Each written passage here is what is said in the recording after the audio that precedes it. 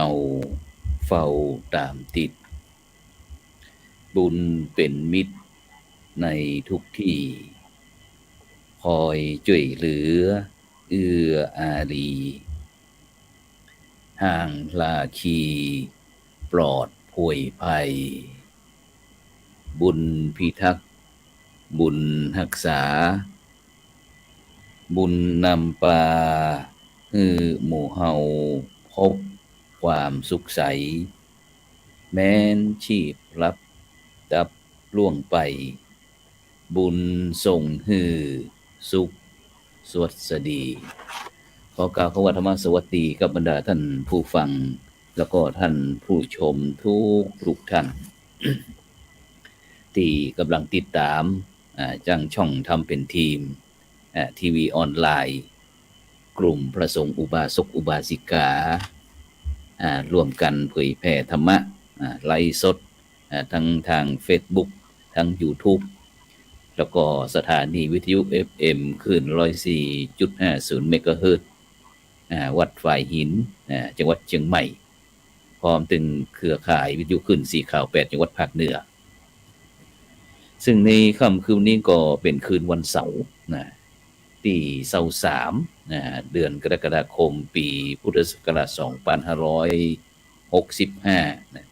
เก่ากับผมอัตมภาพพระครูโสพลปริยัติก็ได้นำรายการพระพุทธศาสนา4แผ่นดินมาพบกับบรรดาท่านผู้ฟังท่านผู้ชมพร้อมถึงคณะทุกวันเสาร์เวลาตั้งแต่ 20:00 นเป็นต้นไปจนถึงเวลาประมาณ 3:00 นซึ่งบรรดาท่านผู้ฟังท่านผู้ชมก็สามารถที่จะให้กำลังใจโดยการกดติดตามกดไลค์กดแชร์เพื่อเป็นธรรมทาน ยิ่งแชร์นักก็ได้บุญนักแชร์น้อยก็ได้บุญน้อยบ่แชร์ก็บ่ได้บุญหรือว่าจะร่วมบริจาคเป็นสาธารณกุศลชื่อบัญชีนั้นก็ออมบุญออมธรรมวันละบาทตั้งธนาคารไทยพาณิชย์เลขที่บัญชีนั้นก็145244700-8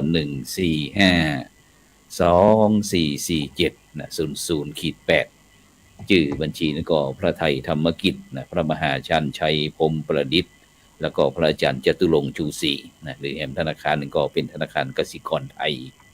เลขที่บัญชีก็3762253272-2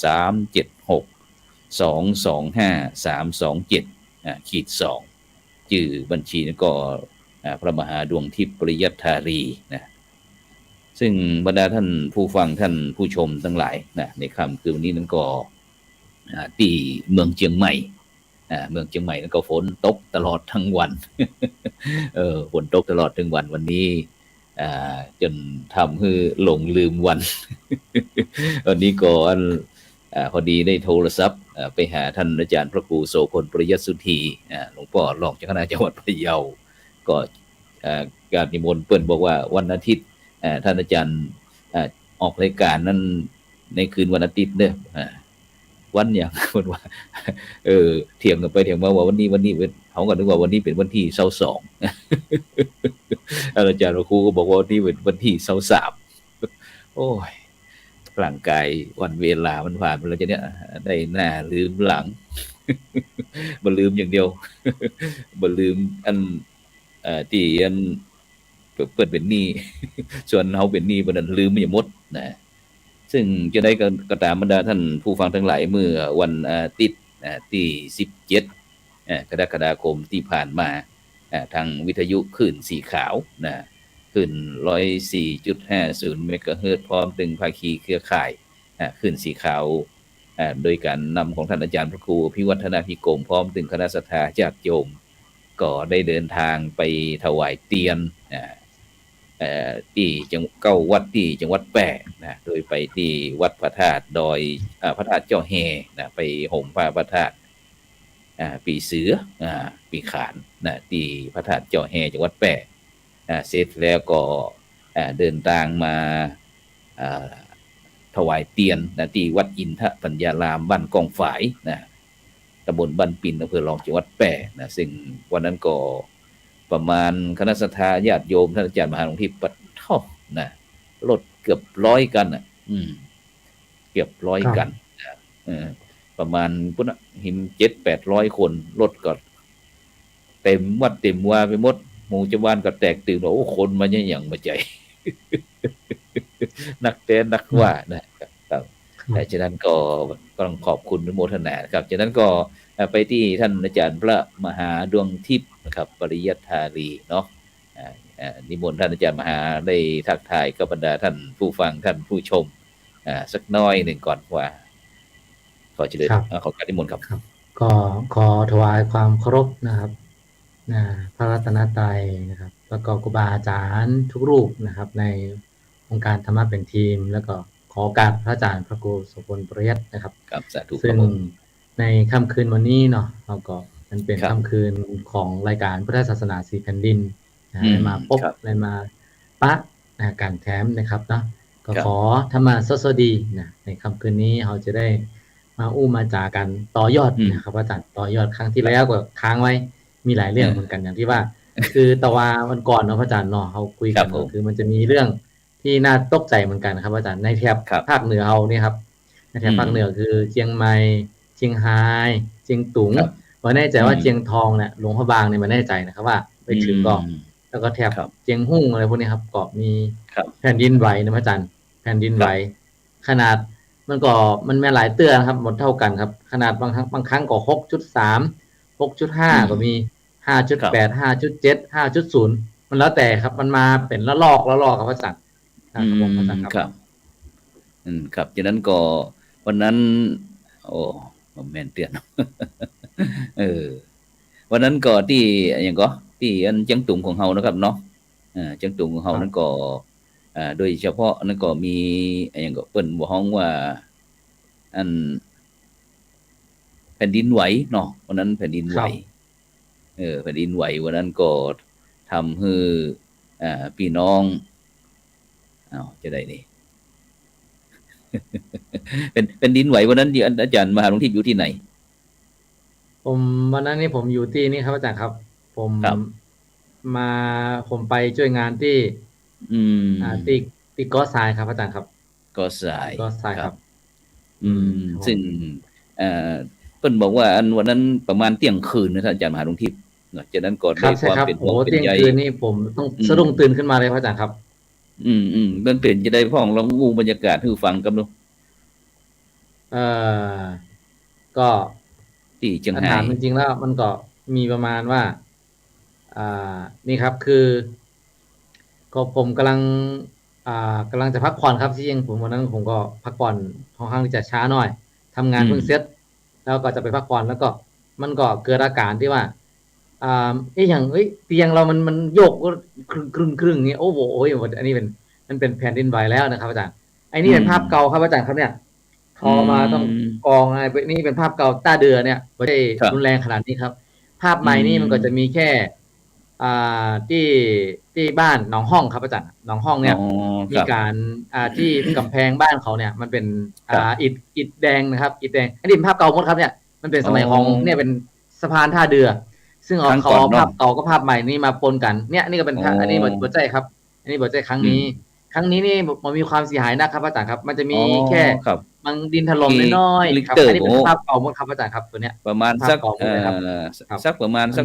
มันบอกถึงขนาดนี้ครับอันนี้เป็นภาพเก่าภาพใหม่นี่จะมีแค่บ้านหนองห้องที่มีกำแพงที่มันถล่มลงมาครับตัวที่ว่าคนก็บอกเป็นอย่างครับแต่ว่าในเห็นเขาข่าวบางข่าวคือในพับในบาร์เนี่ยเนาะถ้าคิดเล็กมีพับเยอะเที่ยงคืนนี้เป็นเวลาที่เขากำลังพอดีเนาะกำลังสนุกสนานกันนะครับก็จะมีแก้วอะไรต่างๆในโต๊ะก็ตกล่วงเหมือนกันครับแต่ว่าในเป็นตึกรามบ้านช่องก็โอเคอยู่ครับอาจารย์ครับยังบอกมีปัญหาตัวใดครับความเสียหายนักนี้คือว่ามันก็ทำให้การตื่นตกใจแต่ว่าความเสียหายนี่บ่เท่ากับครั้งที่7.6 ครับที่ของที่ท่าเรือในศูนย์กลางแต่ท่าที่ตอนนี้เนี่ยเป็นศูนย์กลางน่าจะอยู่แถวๆผมไม่แน่ใจนะครับแต่ว่าน่าจะอยู่ประมาณระหว่างรอยปังควายครับถ้าไอเมืองพะยากเนี่ยเพราะว่าเขาบอกว่าห่างไปจากอำเภอแม่สายเนี่ยประมาณ70ถึง80กิโลเนี่ยถ้าเป็นเชียงตุงนี่มันเป็น100กิโลเนาะครับเนาะเป็น165กิโลนะครับถ้าเป็น100ถ้าเป็นประมาณ70-80กิโลเนี่ยมันจะอยู่ประมาณเลยเมืองพะยากไปนะครับจะอยู่ระหว่างเลยเมืองพะยากไปซบยอยหรือ ปางกวายนั่นเองครับอาจารย์ครับครับครับแต่ปีนี้ต้าเดือก็บ่ได้รับผลกระทบอย่างนี้นะครับเนาะหรือว่าบ่พอมีอย่างครับอารู้จารย์ครับสึกบ่ได้ครับอันนี้เป็นที่เขาบอกลงนี่คือเขารวมภาพเก่าภาพใหม่มารวมกันว่าที่จริงแล้วมันบ่ครับผมรุนแรงขนาดนั้นครับอาจารย์ครับบ่รุนแรงขนาดนั้นผมก็ตกใจเหมือนกันว่าคณะศรัทธาพี่น้องตั้งเจียงตุงเมืองยองเมืองพะยากต้าเดืออย่างต่างจะเป็นจะได้พ้องนี่นะครับเนาะก็เลยจะพยายามที่จะสอบถามนะครับแต่เพิ่นก็เงียบหายไปก็เลยถ้าหันภาพมาก็คงจะบ่ได้เกิดการสูญเสียอ่าทรัพย์สินชีวิตอันหยังนักหนานะครับเนาะก็เลยครับครัปบระเทศไทยเฮาก็บ่ใครมีข่าวหยังเนาะเงียบมันมีแต่ว่ารู้สึกว่ามันสะเทือนครับแต่ว่าๆครับความเสียหายนี่ของทางฝั่งแม่สายของเฮานี่ครับของเจียงไฮ้เจียงใหม่นี่ก็น้อยครับเจียงใหม่นี่ครับแทบจะบ่รู้สึกครับถ้าเป็นเจียงอืไฮ้นี่มรู้สึกครับเพราะว่าผมไปอ่าจำวัดที่ชั้น3ครับอาจารย์ชั้น3นี่มันรู้สึกว่ามันกึ่งเลยโอ้แบบผมเตียงนี่มันสั่นอย่างแรงประมาณ1นาทีครับนะอืมมา1นาทีแล้วทีนี้ผมก็ว่าถ้ามันมาอีกแล้วรอบนึงนี่ผมนี่ครับลงอ่ะผมต้องลงอ่ะนะครับนะผมกลัวอืไอ้ตึกมันจะถล่มมครับแต่รออีกครั้งหนึ่งมันก็บอกมาครับมันก็จะคมารับครับแต่มันจะเบาๆครับมันเหมือนกับอ๋ออ่ไกวเปนี่แหละเบาๆครับครับคงจะบอกเป็นหยังแล้วก็รอไปสักพักหนึ่งประมาณสักเที่ยงคืนสักประมาณสัก45นาทีมันก็มาแถมรอบนึงมาจากครับมันก็มาครับผมอันนี้ก็มาค่อนข้างที่จะแรงอยู่ก็อืรออีกสักครั้งรอมอีกก็ยังอันนี้ก็เหมือนเดิมครับอาจารย์แล้วทีนี้เนี่ยครับมันจะมาอีกแรงอีกครั้งหนึ่งเนี่ยหลังจากนั้นก็ผมก็จำวัดได้แล้วครับเพราะว่ามันบอกมีรุนแรงแล้วครับแล้วก็จะมาอีกอืมครั้งหนึ่งตอนประมาณสัก5 ตี 5 ครึ่งครับอาจารย์ครับตีห้าครึ่งครับผมถึงตีหโอ้กโมงเนี่ยแจ้งพ่อศิลป์นายศิลป์นะครับวัดก้อทรายเนี่ยเขาก็ทำอืวัดสวดมนต์มกันเรียบร้อยนะครับกำลังจะอืมเรียกว่าจะนิมนต์พระเนี่ยไปปลงศีลเนาะพระล้านนาอืมเขาเนี่ยไปปลงศีลจากที่คว่ารับรักษาศีล8มาแล้วก็ไปรักษาศีล5นี่นะอืกำลังจะมานิมมนต์นะครับตอนนั้นอ่ะโอ้โหฝนก็ตกหน้าเขาจังครับมาเออแถมกรรมครับจันโอ้โหครึ่งโอ้โหแต่ว่าที่เขาเล่ากันก็คือบางในก็ทรายก็จะมีกุฏิ3 4 5กุฏิอ่ะพระเนรบางคนครับก็วิ่งออกมาเลยครับจันกลัวอืมว่ามันจะถล่มครับอาจารย์รุนแรงครับตอนนี้ก็ครับประมาณ1 นาทีหลังจากนั้นก็ครับจะเบาไปก็บอกมีอย่างแล้วครับอาจารย์ครับที่ผมรู้สึกนะครับอยู่ที่ก็ทรายครับผมใกล้กับชายแดนเลยครับประมาณนี้ครับอาจารย์ครับ ครับครับซึ่งรายการนั้นพระพุทธศาสนาสีแผ่นดินเขาก็เป็นห่วงคณะสัตยาญาติโยมว่าจะเป็นจะได้ฟ้องเพราะว่าศูนย์กลางเพิ่นบอกว่าอยู่ที่ต้าเดือยิ่งครับมีคนส่งภาพยิ่งเมื่อหาเราโอ้โหอย่ามานักหนาปาปานแต่ว่านะซึ่งถ้าอาจารย์มหาหลวงทิพย์ได้ยืนยันว่าอันบรรดาท่านผู้ฟังท่านผู้ชมเขาพี่น้องของเขาที่อยู่ทางฝั่งปุ้นก็ ปลอดภัยบ่เกิดความเสียหายเขาก็สบายใจนะฉะนั้นก็ถ้าสมมุติว่าถ้าเราไปอยู่ป่าอยู่ดอยเนาะถ้าอยู่บนตูบบนครับอาจารย์อย่างนี้ปะโทบางคนนี่ดิถ้ากลัวขี้ตาขาวเนาะบนห้องตาขาวเรียกว่าผีหลอกอีหแล้วเนาะมันมาเขครับย่าตูบเขย่าอย่างนี้ต่างเออครับน่าจะเป็นแผ่นดินอาจารย์ครับไหวนี่แหละก็บางคนครับก็มีบอกว่ามันเป็นได้อย่างนึงมันทำไมมันมีแผ่นดินไหวนะครับก็อืมเชื่อมโยงกันครับอาจารย์ครับว่าเชื่อมโยงกันว่าพระครูบาบุญจุ่มเนี่ยจะออกจากอืมถ้ำกาก็เลยทำให้เออเหตุการณ์น่าอัศจรรย์นี้เกิดขึ้นนะพระอาจารย์ครับนะครับ เออปีนี้ครูบาจะออกอันวันที่หยังก็วันที่วันที่30ครับอาจารย์ครับวันที่30เดือน30นี้กรครับเดือนกรกฎาคมนี้เนาะ กฎาคมนะครับอืมที่ไหนหั่นก็ที่วัดไหนก็อืมถ้ำไหนแต่ที่จริงแล้วก็คือบางคนก็มันบอกเพราะว่าจุดศูนย์กลางนี่มันจะอยู่ที่เมืองแกดครับอาจารย์เมืองแกครับดเนี่ยจะเลยจากเจียงตุงไปแถมประมาณสักเอ่กี่กิโลก็เกือบ50-60 กิโลเหมือนกันครับอาจารย์ครับจากเชียงตุงไปก็ไกลเพราะฉะนั้นเหมือนกันเนาะเมืองแกดเนี่ยมันจะอยู่ทางด้านของเขาเรียกว่าแม่อายแม่ฮ่องสอนต่างรัชครับฉานไปทางท่าขี้เหล็กทางนี้นะครับทางแม่ครับสายนี่นะไปทางแม่น้ำก๊กนะครับไปโหผมอืแม่น้ำก๊กเนี่ยมามทางนี้นะครับครับแต่ว่าที่เป็นแผ่นดินไหวเนี่ยมันจะอยู่ในแถบเมืองลาอาจารย์แถบเมืองอืลาแถบเชียงมตุงเมืองพะยากเมืองยองมันจะอยู่อีกโซนครับหนึ่งเลยครับอาจารย์ครับมันจะอ๋อต่างกันครับอาครับจารย์ครับฉะนั้นก็ด้วยความปรารถนาดีก็ขอให้คุณพระพุทธพระธรรมพระสงฆ์เนาะช่วยปกปักรักษาให้บรรดาท่านคณะสัตยาญาติโยมพี่น้องของเฮาแคล้วคลาดปลอดภัยเนาะก็ดีว่าจังเจียงตุงเฮานี่บ่ใครมีตึกสูงเนาะบ่ใครได้สร้างที่ครับบ้านสูงอย่างเป็นตึกอาคารอย่างสูงนี่ก็อาจจะลำบากสักน้อยหนึ่งถ้า2 ชั้น3 ชั้นนี่ถ้าส่วนมากก็จะเป็น2 ชั้นก็เต็มที่ถือว่าเป็นเฮียนยกสูงนะ ซึ่งอันครับถ้าอู้ถึงถ้าเจียงตุงเฮานี่ก็มันก็ดีไปอย่างท่านอาจารย์มหาครับอย่างที่ไอ้กรณีที่ว่าเปิ้นอันเอ่อเปิ้นเป็นเฮียนไม้เนาะเฮียนไม้ที่เปิ้นบ่ได้อันอ่าขุดดินฝังอย่างต่างๆบ่ได้เปิ้นอยู่วางบนมาหินเนี่ยท่านอาจารย์เออใช่ครับเออเป็นฉะนั้นอันเวลาเปิ้นไอ้ต่อสร้างเฮือนนี่เปิ้นจะมีหินเป็นก้อนเอาไปฮองตีนเสาไว้ครับเปิ้นมีคติความเชื่อจะใดหรือว่าจะใดก็ในความเชื่อตรงนี้เนี่ยผมก็ไม่แน่ใจนะครับอาจารย์แต่ว่าคือถ้าเราเออมาดูก็คือว่าเพราะว่าหินเนี่ยคือถ้าเอาไม้เนี่ยไปเอาอยู่กับดินเนี่ยพระอาจารย์เนาะมันจะมีเวลาครับน้ำฝนตกน้ำท่วมขึ้นมาเนี่ยมันจะทำให้อืมไม้นั้นมันเสียหายนะพระอาจารย์เนาะทำครับให้ไม้เนี่ยเสียหายแต่ทีนี้เนี่ยเพราะว่าปกติเนี่ยเขาใต้ถุนบ้านเนี่ยคือบางครั้งมันก็จะมีน้ำมาเวลาน้ำหลากมาก็ดีหรือว่าเวลาคบางรับครั้งฝนมันตกหนักมันก็ต้องมีอยู่แล้ว ทีเนี้ยเป็นอืเป็นการมป้องกันว่าคือไอ้บ้านหอนั้นพังง่ายครับแล้วทีนี้เขาก็ใจหินนี่มันจะทนครับใจหินจะอืมทนแล้วทีนี้เนี่ยในไอ้ความคิดของคนโบราณเนี่ยเขาเอาไม้เนี่ยวางบนหินเนี่ยมันมีความแน่นหนาครับอย่างที่ว่าแผ่นดินไหวขนาดนี้เนี่ยไอ้บ้านที่ว่าครับบางบนหินเนี่ยมันยังมาเป็นอย่างพระอาจารย์ลองคิดดูว่าเออก็เขานะครับผมว่าคนสมัยโบราณนี่เขามีความเนี่ยว่าความสมดุลของน้ำหนักเขาจัดครับว่าบ้านเนี่ยเออกับก้อนหินเนี่ยมีเสาอยู่4 เสา 6 เสา8 เสาบ้างเนี่ยไปวางไว้ตรงนั้นน่ะแผ่นดินไหวขนาดนี้ทั้งที่ว่าจะ3 ชั้นนี่ต้องมีความกระเทือนนะครับนะแล้วก็อย่างที่ว่ากำแพงของบ้านหนองห้องเนี่ยอาจารย์คซึ่งรับเป็นกำแพงมันเก่าผมว่ามันน่าจะสุดไปตามอายุของมันนะผมว่านะครับจอืมริงๆแล้วมันก็เป็นเฉพาะครับบ้านนั้นนะครับแต่ว่าที่อื่นอย่างหนองเงินนะครับอาจารย์หนองเงินครับก็มีอิฐดินแดงนี่นะเกือบทั้งบ้านครับครับอาจารย์ครับเกือบทั้งหอืมู่บ้านแต่มก็บอกพังครับแต่ว่านี่คือบ้านหนองห้องนี่ก็คือเป็นบ้านเก่าแก่เหมือนกันแล้วก็มีอิฐอันตรงนั้นก็มันก็พังลงมาผมว่าอืมมันก็เป็นสิ่งที่ว่ามันก็อาจจะเก่าแก่ตามกาลเวลาก็ได้ครับอาจารย์ครับคแล้วทีนี้รับผมเนี่ยความเชื่ออีกอย่างหนึ่งก็คือว่าสมัยก่อนเนี่ยไม้มันก็หายากแล้วก็ดินมันไอหินเนี่ยมันก็อืมที่อย่างที่ว่าพระอาจารย์มันทนทานได้แล้วก็เอาไว้ครับใช้หลายๆอย่างครับอาจารย์ครับใช้หลายๆอย่างอืเอาไว้เป็นมขั้นไว้เป็นห้องไว้ก็ดีแล้วก็อีกอย่างหนึ่งอ่ะเวลาใจนั่งก็ได้ยังได้ครับหินใหญ่ๆเนาะครับเอาใจนั่งเวลาผมมีละแขกมาบ้านก็ไปอยู่ใต้ถุนเป็นต้นนะครับอันนี้ก็ครับห้องว่าเป็นการที่นั่นคือถ้ามาดูพระอาจารย์ครับในแผ่นดินไหวเนี่ยในพุทครับธศาสนาของเราเนี่ยบอกว่ามันมีเหตุประการมันจะได้มีอยู่แปดประการครับนะอืมสมมุติครัว่าบนี่อย่างมหาปพ้องครับฐวีเนี่ยที่มันตั้งอยู่บนน้ำเนี่ยน้ำมันกระเพื่อมก็ทำให้แผ่นดินไหวประการหนึ่งนะครับนะหอืมรือว่าสครับมณะหรือพราหมณ์ผู้มีฤทธิ์มีความชำนาญทางจิตหรือเทพอิทธิฤทธิ์มีอานุภาพมากได้เจริอืมญปฐวีสัญญานิดหน่อยแต่เจครับริญไปถึงอาโปสัญญาจนหาประมาณไม่ได้นี่ก็คือครับพระผู้มีอิทธิฤทธิ์เนาะก็ครับผมคือเข้าฌานนะครับเข้าปฐอืวีฌานมก็เข้าปฐวีสัญญาก็นี่ก็เกิดกับครับความรุนแรงได้หรือว่าคราวที่พระโพธิสัตว์เนี่ยมีสติมีสัมปชัญญะจุติจากครับชั้นสวรรค์ดุสิตลงมาสู่วคันนะครับเป็นต้นแล้วก็อืมคราวที่ครับพระโพธิสัตว์นั้นมีสติสัมปชัญญะประสูติจากพระคันของพระมารดานะครับนะแล้วก็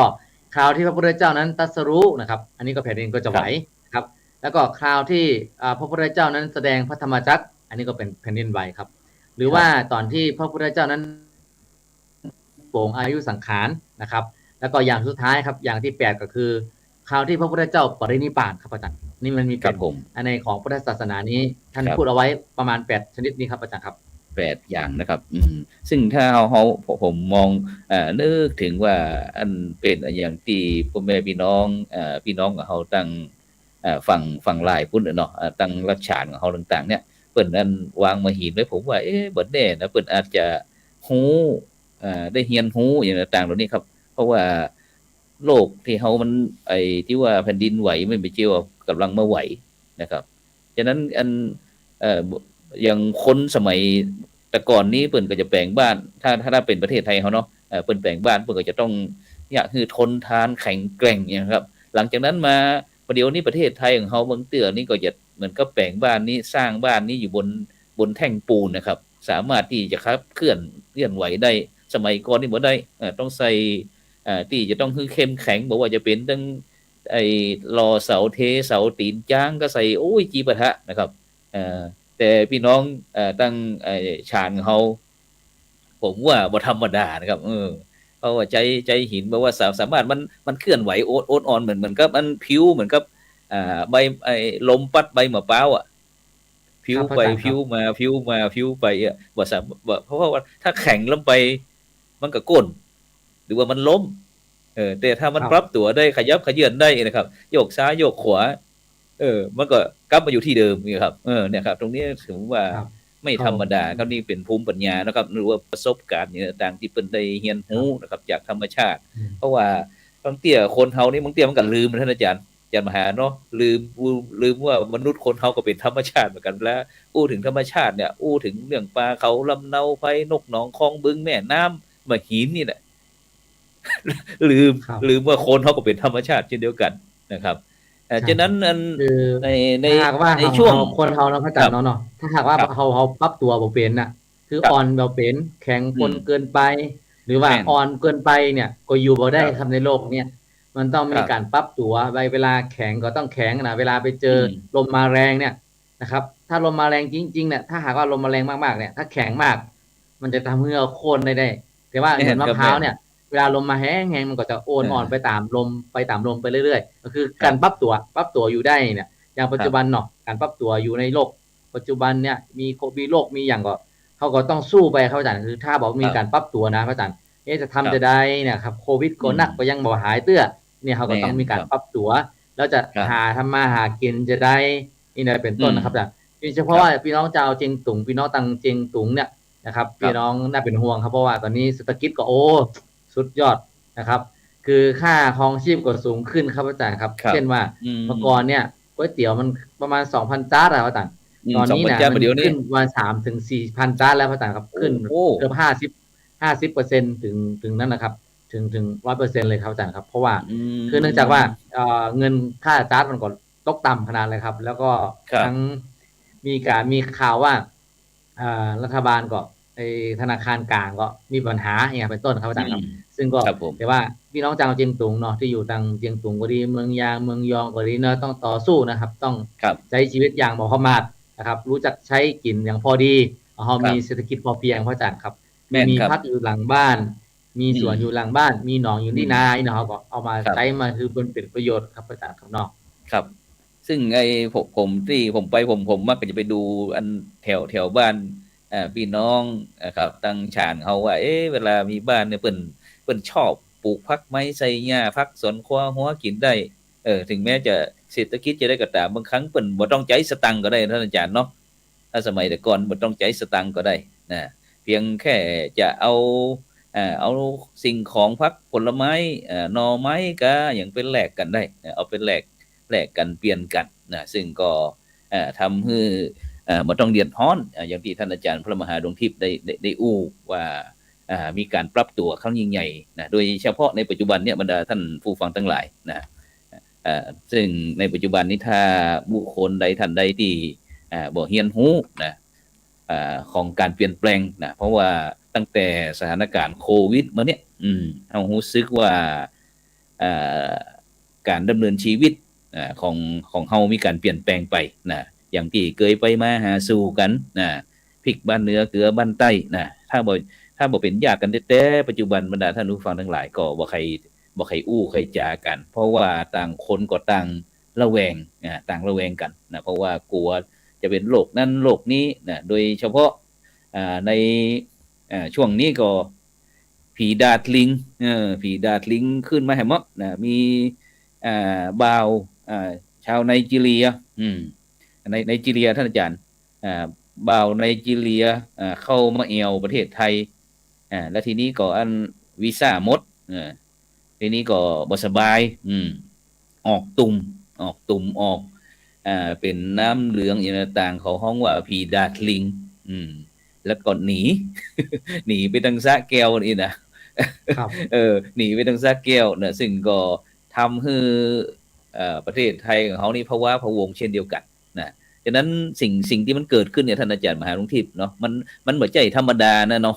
มันมีเหตุมีผลมีเหตุมีปัจจัยของมันมันถึงครับได้เกิดขึ้นนะครับฉะนั้นนี่คือการเปลี่ยนแปลงท่านอาจารย์มหาหลวงทิพย์ซึ่งโดยเฉพาะอย่างที่วิถีชีวิตโดยเฉพาะในช่วงเข้าพรรษาเนี่ยท่านอาจารย์มหาหลวงทิพย์ไอ้ที่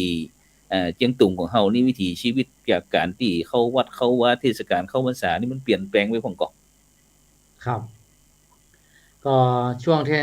เข้าพรรษานี่ก็มันที่ถามว่ามันก็บ่ได้แตกต่างจากล้านนามากนะครับอาจารย์ครับก็คืออย่างวันก่อนเนี่ยผมก็ออกวิทยุเนาะว่าปกติแล้วเนี่ยตังเจียงตุงก็ดีเนี่ยตังล้านนาเนี่ยถ้าเข้าพรรษาเนี่ยก็จะมีกิจกรรมเช่นว่าตั้งธรรมสุชวรรณบัวหลวงครับอาจารย์พระอาจารย์จะรู้จักกับเรื่องนี้พระอาจารย์สุชวรรณบัวหลวงครับคือจะเป็นเรื่องของเอาทำข้าวชื่อว่าชาวนาบัวหลวงเนี่ยเอามาแล้วก็จะมีคือเนื่องจากว่าพ่อของพระเอกกับนางเอกเนาะกับนางเอกเนี่ยเป็นวัวนั่นเองนะครับเป็นวัวอุสุภราชซึ่งมีเขาเรียกว่ามีพลังมากแล้วก็เป็นโพธิสัตว์นะพระอาจารย์เนาะเป็นโพธิสัตว์เนี่ยท่านก็มาแล้วก็คือนี่ความเชื่อของคนเนี่ยอย่างสมมติว่าจอมคำเนี่ยเขาจะมีประมาณนั้นก็คือถ้าหากจะเข้าพรรษาได้หนึ่งศีลก็จะมีการตั้งธรรมสุชวนาบัวหลวงหลังจากนั้นก็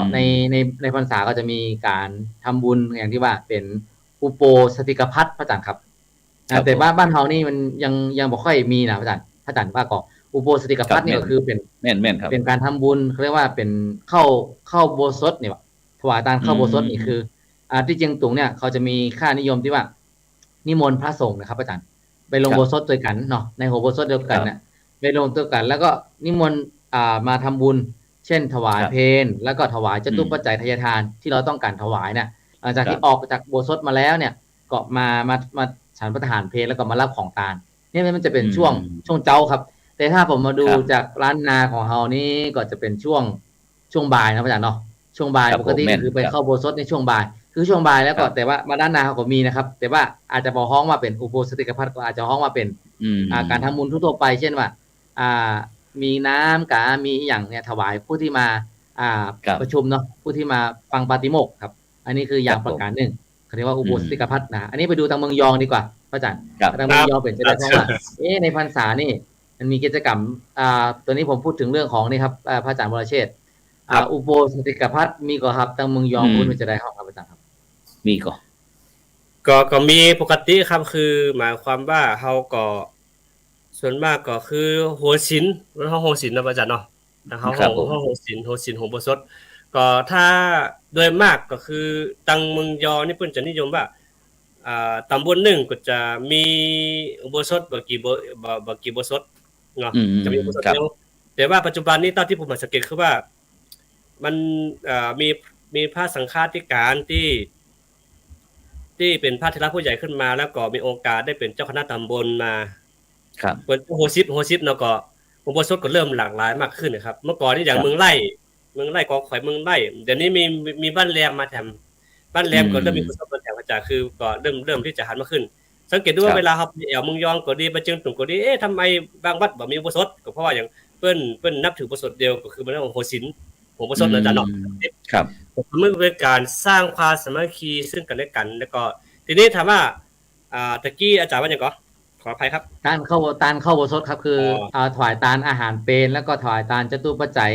คือแก่พระสงฆ์องค์เจ้าที่มาฟังปาฏิโมกข์ลงมาแล้วก็ถือว่าเป็นผู้ที่ได้ทบทวนศีลเนาะทบทวนศีลได้ชำระศีลบริสุทธิ์แล้วก็ลงมาก็เขาเชื่อว่าถ้าเราถวายเข้าโบสถเนี่ย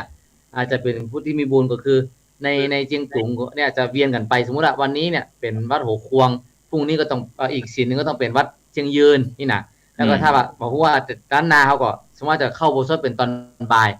ยก็เขาสามารถถวายเปลี่ยนได้ก็จะมีเป็นพวกน้ำดื่มกามีของใช้กาไอ้น่ะอะไรครับเมืองยองมีก็ครับประมาณเนี้ยครับเมืองยองเต้าที่ผมจำได้นะอาจารย์นะเพราะว่าเต้าจำได้คือบ่รับจะหันตาใดนะอาจจะมีก็ได้แต่ผมไม่ได้สังเกตดูเพราะเป็นเด็กน้อยครับเป็นน้อยได้ไปคุกคีได้ไปดูเลยแต่ว่าตั้งแต่นั้นมาก็บ่เคยที่จะไปทำพิธีกรรมเดี๋ยวคือเลยบ่ได้หันแต่ว่าสังเกตก็คือว่าเมื่อก่อนนี่อย่างกอไข่เนี่ยเป็นหัวโบสถก็บรรดาทุกเจ้าตั้งแต่เมืองไร่บ้านแหลมบ้านเจียงเนี่ยต้องมาลงโบสถที่กอไข่ทั้งหมดเลยนะฮะมารวมตัวกันทีเดียวครับผมแต่ว่าเรื่องเลี้ยงข้าวปลาอาหารการอย่างการนี้ณปัจจุบันนี้มันน่าจะพัฒนาไปแล้วแต่ว่าตอนนั้นนี่ผมว่าผมไม่ได้หันนะผมคิดตาจะเกหันนะฮะครับผมครับเอาเจริญพรท่านอาจารย์ภูรวิทย์สาธุได้ยินอันอู้ถึงเจียงตุงบ่ได้แล้วรู้สึกว่าอาจารย์ภูรวิทย์วันตางเขาใจขึ้นใจขวาง ความจริงใจแข็งกันว่าจะบอกเข้าแล้ววันนี้ติดงานนี่นะแต่ผลสุดท้ายมันทนไม่ได้ตามกระแสจิตเรียกร้อง ไม่ก่อนที่ตามฟังทางไลฟ์สดอยู่แล้วก็ความจริงเรื่องอุโบสถอุโบสถิกวัดเนี่ยอะไรอุโบสถิกพัฒใช่ไหมท่านมหาบ้านเฮามันบ่มีเพราะอย่างเพราะว่ามันมีเพราะว่าอย่างส่วนมากเฮาจะนิมนต์กันมาลงบทรวมกันมักจะเป็นภาคบ่ายเนี่ยเมื่อก่อนนะที่ทางบ้านผมจะเป็นภาคบ่ายก็คือต่างคนจะจดหอนึ่งลูกที่วัดมาแล้วจดหอนึ่งลูกที่วัดมาแล้วส่วนเจียงตุงหรือว่าทางเมืองยองก็อาจจะไม่ง่ายแต่เจียงตุงนี่มันจะถืออย่างนี้เนาะเพราะว่าทางในเมืองเนี่ยเขาก็บอกว่าแล้วในเขตเมืองเขตเวียงเจียงตุง7-8เขตน่ะการเดินทางมันจะง่ายส่วนทางนอกเนี่ยวัดมันห่างกันพอจะมาตามหัวเขาเรียกว่าหัวศีลหัววัดที่รับผิดชอบดูแลทุกเจ้ามาลงโบสถ์น่ะทุกเจ้าเพิ่นบางทีบางตนเพิ่นก็ใช่มีสังเกตขี่มาโลมันมีรถโดยสารประจำทางอ่ะเพิ่นต้องเตียวข้ามโต้งมาอย่างเงี้ยบางทีเพิ่นก็มาเมื่อเจ้าถ้าปั่นศีลอย่างแล้วเพิ่นมาเมื่อเจ้าเพิ่นก็มาลงโบสถ์เสร็จปุ๊บอันนี้ผมสันนิษฐานนะมันก็เลยกลายเป็นธรรมเนียมว่าศรัทธาญาติโยมที่เป็นวัดเจ้าภาพนั้นๆเพิ่นก็เลยได้เตรียมข้าวป่าอาหารมาถวายทุกเจ้าลงโบสถ์1ละเพราะว่าการเดินทางเพิ่นลำบากอันที่2มันก็มีสร้างค่าแห่งคุณความดีนั้นว่าถ้าใครได้เป็นเจ้าภาพหรือเฮามันได้ร่วมกันแป่งอาหารถวายให้พระในโบสถ์เนี่ยพระในโบสถ์เนี่ยถือว่าเป็นผู้ที่ชำระศีลให้บริสุทธิ์โลกอะไรนะอาหังปัญเจสัมมุรานานาวัตถุกโยปัญโยปัญโยตามปิเจเสมีปัสสีอวุโส yes ผมผิดไปแล้วผมสารภาพแล้วออกมานี่ยอมรับทุกอย่างนี่เนาะท่านผู้เจริญผมได้ผิดหลายวัตถุนะประการมันพลั้งพลาดลืมตัวไปแล้วคุณนึกได้เหรอนึกได้ต่อไปคุณสำรวมนะครับครับ yes ผมจะสำรวมต่อไปถ้าผมทำผิดพลาดอย่างบอกเกินผมเลยคือแล้วก็ฟังกันในโมกคือศีลของภิกษุมันบริสุทธิ์ไงนี่คือความเชื่อของคณะศรัทธาว่าถ้าเราได้ถวายทานยิ่งเราได้ถวายทานแก่ภิกษุมีศีลบริสุทธิ์ลงจากอุโบสถมาแล้วเนี่ยบุญการอธิษฐานมันก็จะสมปรารถนาบารมีสมปานจะมากขึ้นอันนี้ผมสันนิษฐานอย่างนั้นนะแต่ว่าในเมืองไทยเฮาเนี่ยมันบ่มีอย่างที่ว่าเนี่ยเมืองไทยเนี่ยโดยมากมันอาจจะมีเป็นบางวัดที่เพิ่นบ่ได้เขาเรียกว่าอะไรบ่ได้กำหนดถือเป็นประเพณีเหมือนเจียงตุงเพิ่นก็จะกำหนดถือประเพณีเลยศีลนี้จอมคำเป็นเจ้าภาพท่านมหาเจ้าวาดก็จะประกาศศรัทธาศรัทธาเด้อเฮามาช่วยกันเนี่ยกินฝ่ายการสังฆะมาลงอุโบสถเด้อเป็นอุโบสถิกพัฒเนี่ยมันเป็นพัฒยิ่งใหญ่เหมือนกันด้วยเนี่ยครับแต่เมืองยองอย่างที่อาจารย์ท่านมหาวรเชษฐ์ว่าเนี่ยมันอาจจะการเดินทางหรือว่าเดินทางคือมันต้องมีรถเนาะต้องเตียวรัดตุ้งนาอาจารย์นะเตียวรัดตุ้งนาบางเตือครับเตียวรัดตุ้งบางเตือก็ต้องมีเปิ้นฮ้องแคปแท็บเนาะแคปแท็บไปกับพันเลิศการกายตามตุ้งนาพ่ออย่างพ่องกับผ้าก็มันก็จังว่าเนาะกับเพื่อนคนไปกับเตียวไปจะเอี่ยมก็ลำบากนะครับแต่ณปัจจุบันมีรถอยู่แล้วครับอาจารย์แล้วทั้งส่วนมากเมืองยองนี่เพิ่นจะลงบทตอนเช้าหรือตอนบ่ายล่ะเพราะว่าเมืองเจียงตุงนี่จะลงตอนเช้าตรงเช้ามันเขาว่าหันเจ้าที่หันนั่นคือหันสังฆะเจ้าทั้งหลายก็เตี้ยวกันมารวมตัวกันตอนเช้านะครับแล้วก็พอลงบทแล้วก็ปิ๊กไผ่ปิ๊กมันก็ได้ถือว่าเพราะเฮาตอนนั้นเฮาเป็นน้อยๆมันได้บ่ได้สังเกตสังกาครับครับทีนี้อันนี้ผมว่าอันนี้ก็นะอย่างที่ว่าอย่างที่พระอาจารย์ปรวิทย์วันตาว่านั่นคือมันเป็นความเชื่อที่ว่าถ้าทำบุญให้แก่ผู้ที่ลงจากโบสถ์แล้วเนี่ยมันสมความปรารถนาได้ง่ายเนาะเพราะมีศีลบริสุทธิ์แล้วก็ทำอย่างก็คืออย่างที่เราเดินทางไกลนะครับเดินทางไกล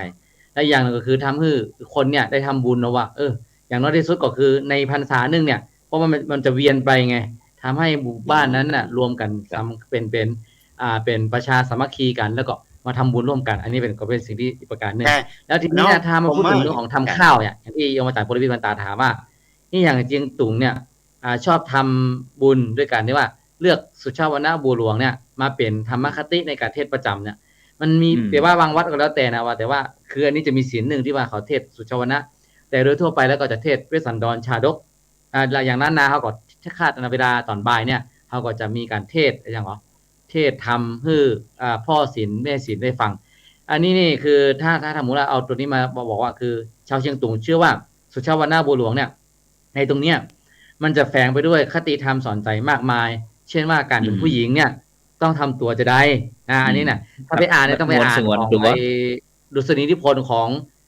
ดร.สุพินฤทธิ์เพนท่านได้ทำไว้โอ้ดีมากเลยนะครับท่านในตรงนี้อย่างสมมติว่าสุภาพสตรีเนี่ยต้องมีคนสมบัติจะได้แล้วก็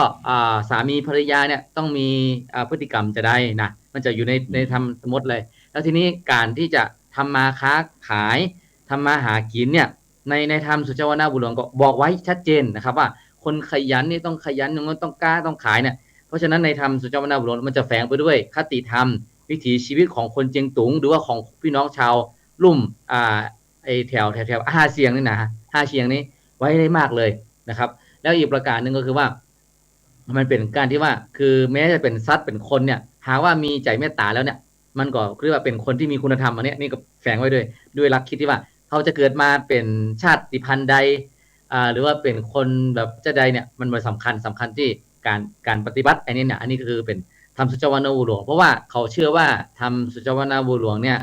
ใครได้ฟังแล้วเนี่ยก็คือจะทำมาค้าขึ้นมีเข้าของเงินคำกับทำไร่ก็ดีทำนาก็แคมนะครับก็แคมนะครับแล้วก็คือลูกหมากหลากไม้เนี่ยมั่งมีดีซุกนะครับอันนี้คือเป็นความเชื่อของคนเชียงตุงนะโยมอาจารย์วรวิทย์บรรตาจะมีเสริมเข้าไปหรือว่าพระอาจารย์วรเชษฐ์หรือพระอาจารย์โสพลว่ามีความเชื่อหรือว่าได้ตรงนี้ครับอาจารย์ครับอาจารย์ผมก็ไม่ได้รู้ลึกอันนี้แต่ว่าผมก็เห็นว่าจิงตุงเนี่ยเปิ้นมีความเชื่อว่าในภาษาเปิ้นจะต้องได้ตานสุชาติวรรณบัวหลวงแล้วก็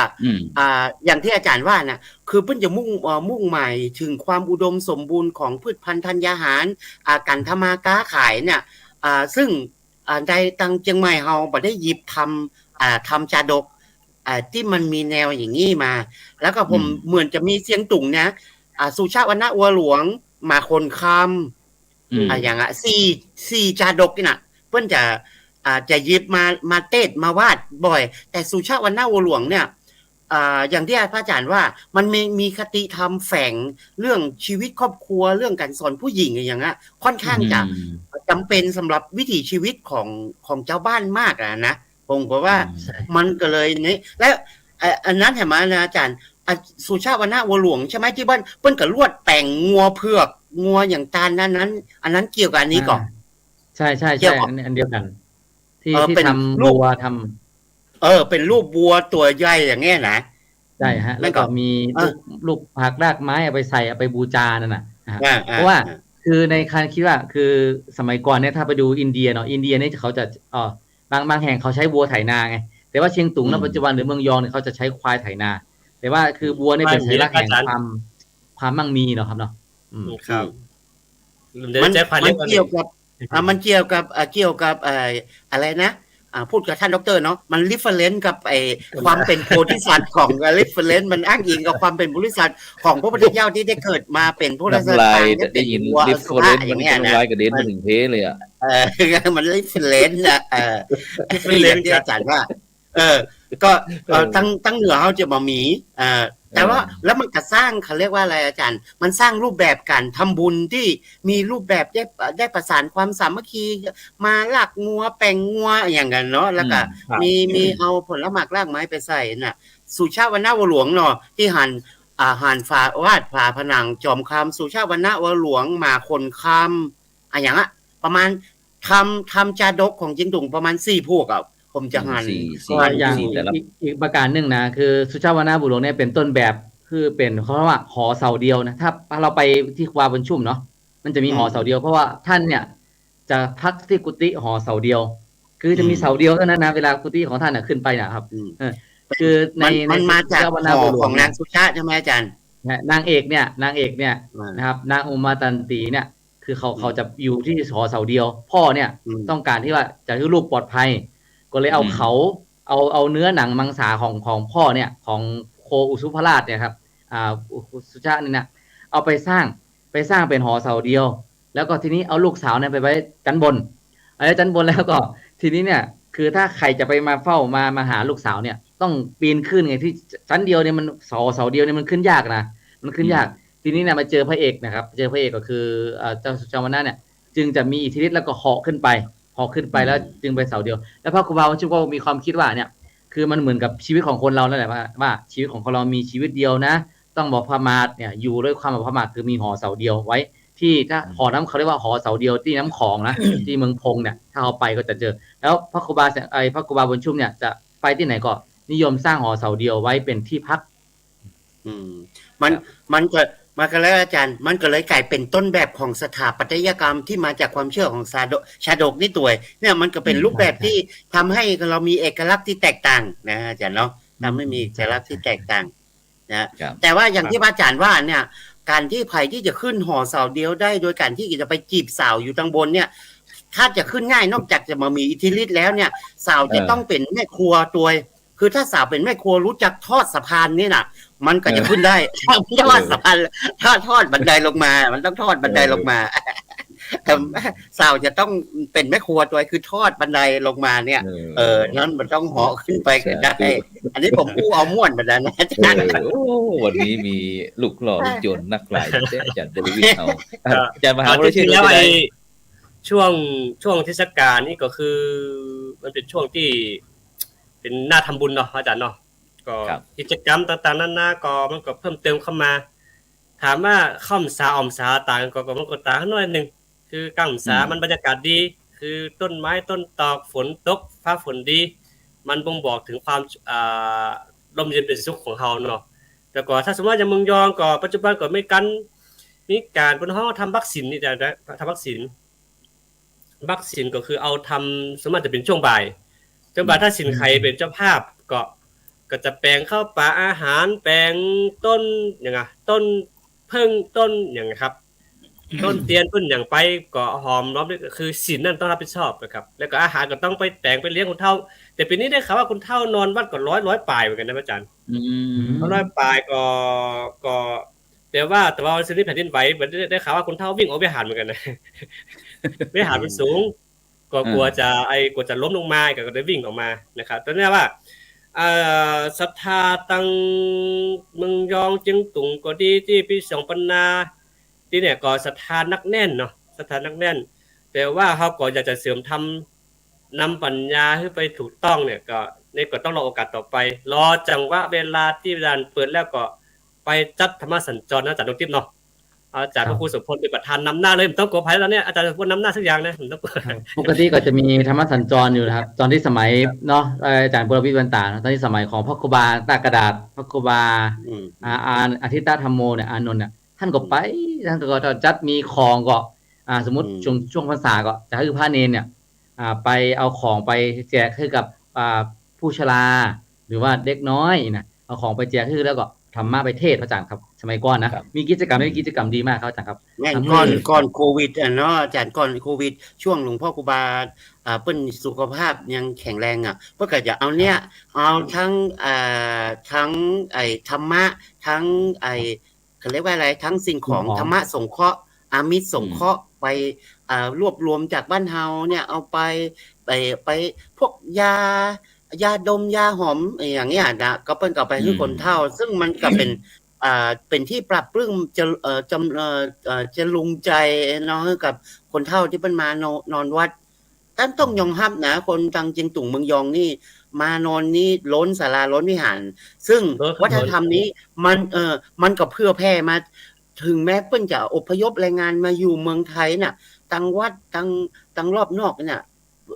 วันพระวันศีลแล้วมันนอนเยอะเลยแล้วเพิ่นก็มีค่านิยมว่าอายุ35-40เนี่ยถึงวันชาวันศีลเนี่ยเพิ่นต้องมานอนวัดแล้วลูกบ่าวลูกสาวต้องมาส่งเข้าเพิ่นนี่อาจารย์ขอแย่งไม่สักหน่อยเถอะ เออ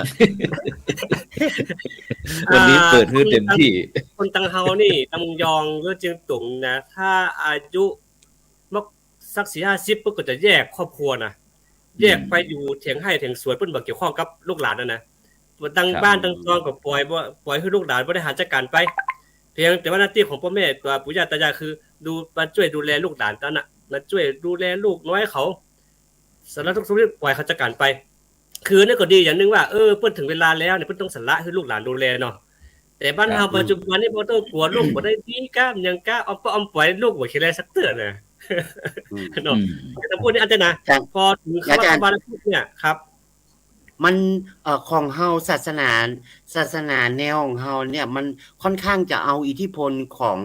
องพราหมณ์มาตัวเพราะเฉพาะพราหมณ์เนี่ยเพิ่นจะมี4ช่วงวัยใช่ไหม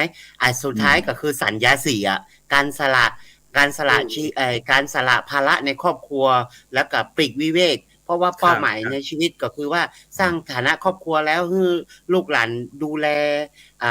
กิจการภายในบ้านแล้วแม้แต่พราหมณ์นี่สุดท้ายสัญญาสีอ่ะเป็นผู้จาริกไปเพื่อความวิเวกเพื่อความสงบแห่งจิตใจอย่างเงี้ยมันอย่างที่อาจารย์มาหาว่าน่ะมันอีกประการนึงก็คือเมืองยองมันจะเป็นอย่างนั้นสมพลพระอาจารย์วรเชษฐ์ก็คือว่าคือถ้าหากว่ามันคือมันกับมันเป็นประเพณีที่มันฝังลึกนะถ้าว่าใครอายุ50-60หรือว่า40-50-60ถ้าบอกไปวัดนะตัวที่ว่าตัวเองนี่สุขสบายอยู่นะบ่ได้เป็นไข้เป็นหนาวกันเนี่ยถ้าบอกไปว่านี่เขาลูกหลานจะดูถูกคนในหมู่บ้านก็จะบอกคนนี้บอกมีศีลมีธรรมเนี่ยมันอยู่บ่ได้อ่ะมันคือว่าเหมือนก็เป็นสังคมคนดีนะสังคมคนดีแล้วเราไปอยู่แล้วทำตามสังคมคนดีความดีนี่คือจะดูหน้าใครบ่ได้เลยนะบางทีไปนะโอ้เก่งขนาดนี้แล้วยังไปนอนวัดเตอร์กายเนี่ยเขาจะทำให้เรานี่มันลำบากนะอยู่กับลำบากอันแม่นก็จะเสริมอาจารย์ดร.ใหม่มันเป็นมันทัดฐานของสังคมมันเนาะอะไรนะภาษาอังกฤษนอมมันเป็นนอมมันเป็นวิถีประชามันเป็นจารีตอ่ะมันเป็นจารีตอ่ะถ้าคุณไม่ปฏิบัติไม่ไปตามบรรทัดฐานของสังคมนั้นคุณก็จะค่อนข้างจะถูกเป็นที่ต้องตั้งสงสัยแล้วว่าทำไมไม่ไปอะไรยังไงเนาะถ้าว่ามีเหตุผลว่าไม่สบายเองย้อนไปสมัยอดีตอาจารย์เนาะไม่ยืนบนกินเหล้าเลยนะผมเคยกินถ้าใครกินคนนึงนะมันชินินทาโต้บ้านนะครับจนเหมือนสามารถที่จะสู้หน้าเพิ่นได้นะฮะแต่สังคมปัจจุบันก็เช่นเดียวกันคือว่าสังคมปัจจุบันคือว่าถ้าหากว่าแบบไปทำตามเพิ่นอย่างเพิ่นปุ๊บนี่ก็กฎของสังคมอ่ะมันจะแลอยู่ฮะน่ะถึงแม้ว่าเพิ่นคือแต่ใจของเฮาอ่ะมันปรุงแต่งขึ้นมาอยู่ว่าม่วนเฮ้ยใช่มันตลอดเวลามันก็ทำให้จิตของเฮาวุ่นวายหาต้องไปไล่ก็เป็นการสร้างกฎสังคมที่โดยที่ว่าบ่ต้องลงโทษเนาะบ่ต้องลงโทษแต่ว่าสังคมของเฮาเนี่ยช่วยกันพอช่วยกันกวยเนี่ยมันก็ทำให้เฮาปากันจันลงศาสนาจันลงวัฒนธรรมประเพณีที่ดีงามของเฮาต่อไปข้างหน้าอย่างเช่นว่าอย่างเมืองยอนี่คือเป็นพระน้อยเนี่ยมันก็เมื่อคืนเนี่ยไปขอคาถาแล้วไปขอคาถาคนเฒ่าแล้วไปเป็นอย่างแกขอคาถาก่อนก็คือหรอแม่ๆเพราะว่าพ่อน้อยพ่อนานนี่เพิ่นจึงมานอนวัดเนาะจะได้พ่อน้อยจะได้คาถาโดยเฉพาะคาถาสาวหุ่มเนี่ยม่วนขนาดเลยแล้วพระท่านสอนคาถาสาวหุ่มน้อยถ้าผมซื้อมาอย่างนั้นได้มาพ่อนานสอนอมคลึกตึกตักมีเงินนับสาวหุ่มอมเพียงจำได้เลยนะอมคลึกตึกตักมีเงินนับสาวหุ่มเนี่ยพ่อนานจะสอนได้ม่วนได้คาถาด้วยนะคาถาเป่าคาถากระถาสาวโหมกระถากันผีเป็นเล่าข้าวเล่าอย่างกับไปเอากับหูข้าวจากคุณเฒ่าอ่ะครับเพราะคุณเฒ่าเป็นอ่านตำรานักลงตำหายาก็ดีตำหากฎหมายก็ดีโบราณบ้านเมืองเป็นเล่านิยายเมืองยองกะมันต้องคับทุกฟังก็มีเนาะอาจารย์แต่บัดเดี๋ยวนี้คือเฮาถ้าวันศิลป์นี่เพิ่นจะยุดว่าทำเนาะเพิ่นจะบ่ท่องทำละหลังจากตีกองปงก็เอาล่ะเล่นน้อยเฮาก็ไปหาคนเฒ่าละไปบีบเป็นนวดฮื้อหยังก็ได้ของต้นของหยังเพราะว่าวันศีลวันพระนี่ลูกหลานเพิ่นจะเอาของมาปั่นมาตาคุณเฒ่าเนาะมันเหลือจะหน้าครับบอกเหลือถึงเฒ่าอ่ะครับนี่แหละคืออาศัยช่วงจังหวะเวลาของมันอาจารย์มันสร้างความผูกพันเนาะทั้งผูกพันภายในวัดในวิถีชีวิตพระน้อยเฮาเนี่ยเพราะว่าเฮาในฐานะที่เฮาอยู่ในสถาบันการบินน่ะ พอเฮาอยู่ไปแล้วสถาบันการบินเฮามันสร้างความรู้สึกว่าเฮาผูกพันเฮาผูกพันกับสถานที่เฮาอยู่กับคนที่กับกัปตันเครื่องบินเฮากับไอ้ผู้ช่วยกัปตันเฮาอย่างเงี้ยแล้วก็ไอ้เขาเรียกว่าอะไรผู้โดยสารเฮาที่เพิ่นมาส่งกับข้าวส่งอะไรอย่างคือผู้โดยสารเฮานี่มันม่วน สถาบันการบินเราเนี่ย ระยะยาวเนาะ มันม่วนมันมีเรื่อง แล้ว มันมีเรื่องเล่า ถ้ามาพูด เพ ถึ ราะ ง ว่ามัน ว่า มี ใน วิธี ในพรรษานี่อันไหนครับที่ว่าอย่างที่เมืองยองก็ดีเนี่ยอันไหนที่หรือที่มันที่ว่าเป็นจุดเด่นที่สุดของการเข้าพรรษาเนี่ยวิธีทำบุญพิธีอย่างเนี่ยครับของที่เมืองยองครับอาจารย์วรเช ที่ ษ เมื ฐ์ องยองก็คือการทำให้สันตระอาจารย์ ตาวิทยาสันตระนี่อันดับ1แล้วเพราะว่า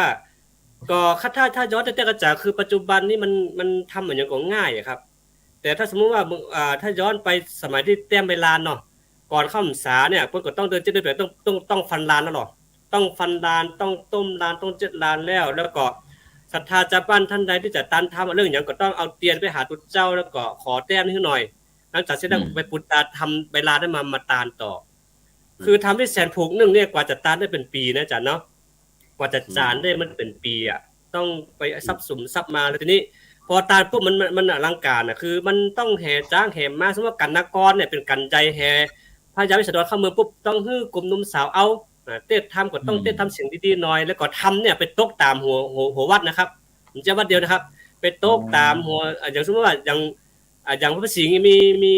ตำบลนึงมีกี่ฮอดก็ไปตกหมดเลยครับตกมาวัดเดียวกัน แต่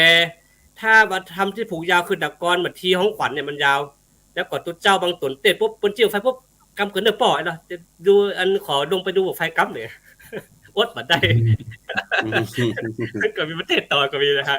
ก็เป็นการม่วนคือประเพณีตะพูดเขาจะเอาม่วนเป็นใหญ่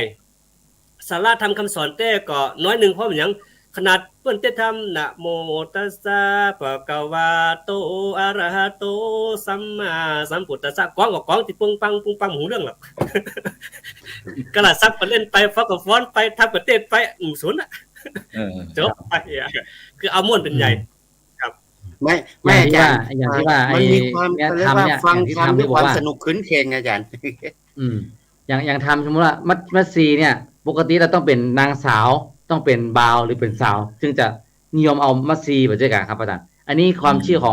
ของล้านนาวเป็นจะได้พ้องของอาจารย์ภาษาโสพลแล้วก็อาจารย์บรวิทย์วันตาว่ายังของเชียงตุงเนี่ยถ้าว่ากลุ่มมารวันกับไอ้กลุ่มกุมารกับมัดซีเนี่ยส่วนมากจะเป็นคนที่อะไรนะอายุน้อยเป็นบ่าวเป็นสาวเนี่ยจะชอบเอาสองพวกนี้นะครับเนาะหรือว่าคนที่บอกว่าถ้าเป็นครอบครัวมีครอบครัวแล้วเนี่ยจะเอาพวกนครหรือว่าเป็นคนที่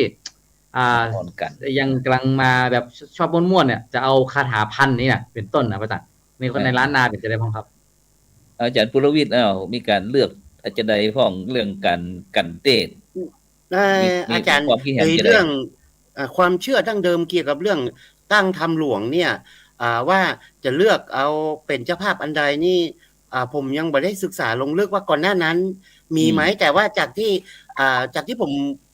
อยู่ในสถาบันการบิน Yellow Airline ของผมเนี่ยบ้านเฮาทางเหนือเฮานี่บอกค่อยได้คือที่ผมสัมภาษณ์นะก็บอกค่อยได้จำเพาะเจาะจงว่าจะต้องเป็นกันนั้นกันนี้แต่มันมีแต่นะแต่มันจะมีเฉพาะว่า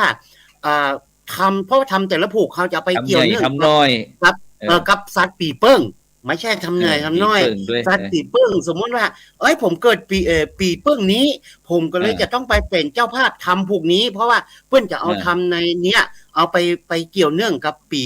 สัตว์ปีเกิดนะครับเขาก็โดยมากเขาก็จะไ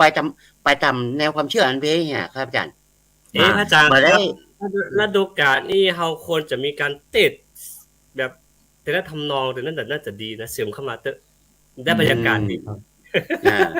เดี๋ยวรายการเขาออกพรรษานี่เขาก็จัดเทศมหาชาติตั้งออนไลน์เขาก็ได้ครับเอาในพรรษาครับอาจารย์ครับเอาในพรรษาเลยเทศออนไลน์เนี่ยอาจารย์เพราะหาดทุกเจ้าเมืองลาวโดยเพราะว่าถึงวันนี้ผมมาออกอากาศเนี่ยบางเรื่องนี้ผมขอค่อนข้างข้อมูลจากเมืองลาวนี่ผมมีน้อยนะเดี๋ยววันพุธวันอื่นนี่ผมจะเข้าลาวหลวงพระบางแล้วผมก็คิดว่าเดี๋ยวผมจะไปล็อกน้องหลวงพ่อครูบาที่ไหนผมจะไปนั่งคุย เรื่องอันนี้เรื่องประเพณีเอาอย่างเนี้ยพอไปเนี่ยประเพณีพรรษา เรื่อง เพราะ เข้า ว่า พรรษาเนี่ย วิ เรื่ ถี อง ชี เข้า วิ พ ต รรษา เมืองลาวเนี่ยเมืองลาวนี่ผมค่อนข้างจะไปบ่ถึงคือค่อยหันน้อยคือบ่ค่อยเข้าลึกซึ้งถึงวิถีของชีวิตพุทธศาสนาในเมืองลาวเท่าใดแต่รู้เฉพาะข้อมูลเพลินๆน่ะเมื่อถ้าอาจารย์สามารถหาพระนิสิตเดี๋ยวผมก็จะลองถามเนาะพระหรือว่าเจ้าพี่ตรงติ๊บที่เรียนปบัณฑิตมีพระนิสิตที่มาจากลาวที่เพิ่นมีความรู้คือสนใจเรื่องนี้ลองติดต่อเพิ่นมาผมอยากบางเรื่องผมก็ใครถามเพราะว่าบางทีเฮาบ่มีเวลาได้ไปอ่านค้นคว้าเนาะเมืองลาวนี่ผมก็ว่าเฮาค่อนข้างจะบ่มีข้อมูลเท่าใดกับวิถีชีวิตเพิ่นเพราะของเฮา4แผ่นดินใช่ป่ะอาจารย์มีไทยจีนเชียงตุงจีนลาวน่ะเฮาค่อนข้างจะจีนนี่ก็12ปันนามันก็จะออกไปเมืองยองเฮาเนี่ยอันนี้เฮามีข้อมูลอยู่ไงแต่ลาวเนี่ยเชียงตุงเมืองยองนี่ใกล้เคียงกันอยู่แล้วเพราะว่าทุกอย่างมันจะประมาณ 90% จะเหมือนกันจะมีเพี้ยนๆน้อยนะครับนั่นเองแต่ลาวเนี่ยจะเฮาบ่ค่อยรู้เนาะก็เลยบอกเลยกล้ามั่นใจว่ามันจะเป็นจะได้อันเนี้ยนั่นน่ะสมมติว่าจะเต้นอย่างเงี้ยเฮาก็ผมก็เคยไปนะแต่ว่าผมเหมือนมันเคยแวบๆไปบันทึกเสียงที่มันเต้นตั้งทำหลวงอยู่แต่ว่ามันมองว่าหายไปไหนเนี่ยผมก็ตะกี้กำลังค้นเมื่อบ่ได้เข้ากำลังค้นภาพหลวงพ่อบางภาพอย่างเก่าๆเพื่อจะเอาไปใส่ในสมุดคู่มือเนี่ยผมจะเดินทางไปหลวงพ่อบาง28ถึงวันที่31ช่วงหยุดยาวเนี่ยเดี๋ยวจะไปแข่งจะไปลู่คนไทยด้วยกันซอกกินข้าวในหลวงพ่อบางก่อน คนไทยเขาบอกว่าช่วงนี้คนไทยไปแอลลาวเยอะมากเมื่อก่อนนี้ช่วงก่อนโควิดนี่คนจีนมาบ้านเฮานี่ชงเชงบัดเดี๋ยวนี้เขาบอกว่าไปลาวนี่โหคนไทยอู้กันสนั่นปั่นปื้นเลยล่ะอาจารย์พระครูอู้แล้วอาจารย์พระครูบ่ได้เปิดไมค์ค่ะโฆษณาหน่อยจะไปลาวต้องการลูกทัวร์ก่อนไม่วันที่18นี่ไป2ตู้พอก่อนแต่ว่าหลังภาษาแล้วถ้าว่าเฮาอยากจะไปสัมผัสความเป็นลาวแล้วก็ถ้าเป็นลาวเนี่ย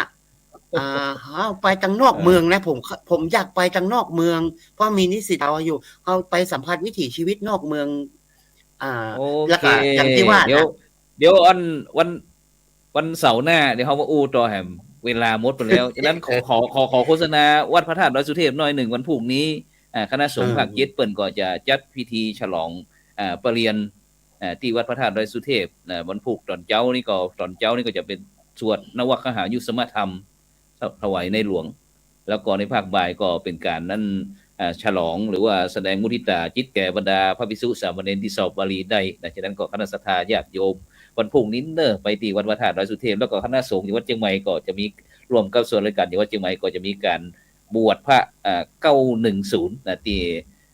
910เนี่ยเป็นโครงการที่ถวายในหลวงซึ่งรัชกาลที่9ที่10เนาะในที่ของคณะสงฆ์วัดเชียงใหม่เฮาก็ที่วัดสันดอก